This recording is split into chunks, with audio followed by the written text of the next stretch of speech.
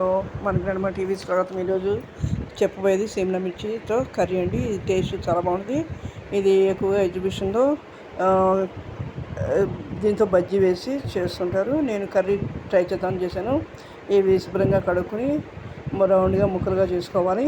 నేను 1/2 కిలో కాయలు తీసుకుని, అలాగే దానికి సరిపడగా ఒక 50 గ్రాములు పుట్నాల పప్పు తీసుకుని, దానికి సరిపడా కొబ్బరి, ఎండు కొబ్బరి తీసుకున్నాను, కొబ్బరి పొడి తీసుకున్నాను. అది పచ్చి కొబ్బరి అయినా వేసుకోవచ్చు. అలాగే దీనికి తాలింపు దినుసులు మినపప్పు, శనగపప్పు, ఆవాలు, జీలకర్ర, ఎండుమిర్చి అండి.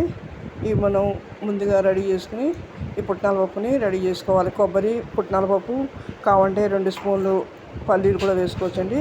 నేను వేసుకున్నాను. కావాలంటే వేసుకోవచ్చు, లేకపోతే వదిలేసి మానేయచ్చండి. ఇవి వేసుకుని మిక్సీ పట్టుకు ఉంచుకోవాలి. అలాగే బాండీలో పెట్టుకుని దాంట్లో 2 స్పూన్లు నూనె వేసుకుని ఈ తాలింపు దినుసులు అన్నీ వేసుకుని వేయించి, శనగపప్పు, మినపప్పు, ఆవాలు, ఎండుమిర్చి వేసి వేయించేసి దాంట్లో ఈ కూర ముక్కలన్నీ వేసి పైన కొద్దిగా రుచికి సరిపడ ఉప్పు, పసుపు వేసి ఒక 2 నిమిషాలు మూత పెట్టి మగ్గిన. ఎందుకంటే ఇది తేమగల కాయలు కాబట్టి ఉట్టి తొందరగా మగ్గిపోతాయి. తర్వాత ఈ పొడి వేసి అడిగిపోయి కలపండి. దూరంగా ఉన్నవాళ్ళు, ఉద్యోగాలు చేసే వాళ్ళకి, చిన్నపిల్లలకి, కొత్తగా వంట నేర్చుకోవడానికి ఇది ఈజీగా అయిపోయే కూరండి. టేస్ట్ చాలా బాగుంటుంది. లంచ్ బాక్స్లోకి చాలా బాగుంటుంది. పిల్లల నుంచి పెద్దవాళ్ళ వరకు చాలా ఇష్టపడతారు. ఇది రెడీ అయిపోయిన తర్వాత పైన కొత్తిమీర వేసి గార్నిష్ చేసి సర్వింగ్ బౌల్లో తీసుకోండి.